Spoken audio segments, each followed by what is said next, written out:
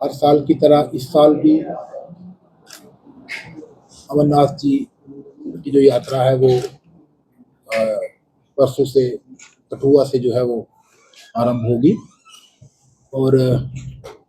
इस विषय में हमने पूरे जो एक व्यवस्था है, जो एक डिप्लॉयमेंट प्लान है, ट्रैफिक मैनेजमेंट प्लान है, वो हमने चेक आउट किया है। जाहिर सी बात है कि क्योंकि इस यात्रा के साथ पूरे भारतवर्ष के करोड़ों लोगों की जो भावनाएं हैं वो जुड़ी हैं, श्रद्धा है। तो इस 1-1.5 महीना में जब तक ये यात्रा चलती है, गाड़ियों का फ्लो, वॉल्यूम जो है ट्रैफिक का वो बढ़ जाता है। तो उसको लेकर एक स्पेशल मैनेजमेंट प्लान जो है वो ट्रैफिक हेडक्वार्टर्स उनकी सुपरविजन में आईजी ट्रैफिक सर के ऑर्डर्स पे डीआईजी ट्रैफिक की सुपरविजन में एक बनाया जाता है और उसी प्लान के तहत ट्रैफिक को रेगुलेट किया जाता है। इस बार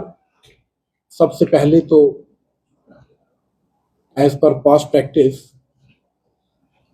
लखनपुर जो है वहाँ पे हमारा एक जो रिसेप्शन सेंटर है वो बनता है, जहाँ पे सबसे पहले गाड़ियाँ जो हैं वो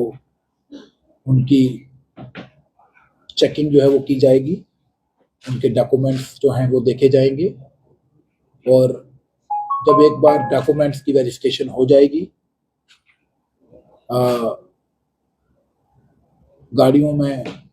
कोई विजिबल वायलेशन जो है वो नहीं होगी, डॉक्यूमेंट्री वायलेशन नहीं होगी, तो उसके बाद एक one time vehicle documents checking slip जो है वो उन गाड़ियों के विंड स्क्रीन के ऊपर पेस्ट कर दी जाएगी। उस स्लिप का जो मकसद है वो ये है कि उस गाड़ी के एक बार जब डॉक्यूमेंट्स चेक हो गए तो वापस यात्रा खत्म करके लखनपुर से वापस बाहर निकलने तक उस गाड़ी की डॉक्यूमेंट्स की कहीं पे वेरिफिकेशन नहीं होगी। यानी वन विंडो सिस्टम है पूरे J&K में, जहां पे ट्रैफिक डिपार्टमेंट उन गाड़ियों के डॉक्यूमेंट्स को चेक करेगा और एक बार वो स्लिप लग जाएगी, वो सर्टिफाई कर दिया जाएगा, तो उसके बाद उसके डॉक्यूमेंट्स जो हैं वो हर जगह जहां पे भी ट्रैफिक की डिप्लॉयमेंट है वो सिर्फ उस स्टिकर को देख के गाड़ी को अलाउ करेंगे। लेकिन कुछ बाकी ऑफेंसिव जो हैं जिनमें गाड़ी को जिनके लिए रोका जा सकता है, जैसे रैश ड्राइविंग हो, डेंजरस ड्राइविंग हो, ड्रंकन ड्राइविंग हो, ओवरलोडिंग हो, ऑब्स्ट्रक्शन हो, इस तरह के बाकी वाले ऑफेंसेस में। लेकिन डॉक्यूमेंट्स के लिए इसके बाद दोबारा से कोई चेकिंग नहीं होगी। तो वो एक स्लिप जो हम बनाएंगे वो हम जैसा मैंने कहा चिपका देंगे। दूसरा, मैं आपके माध्यम से ये चाहूंगा कि सभी लोगों तक ये पता चले कि जो अप्रूव्ड रूट है यात्रा के लिए वो NH-44 है। NH-44 के अलावा कहीं से भी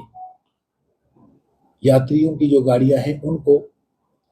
या जो टूरिस्ट की गाड़ियां हैं उनको जाने की अनुमति नहीं होगी।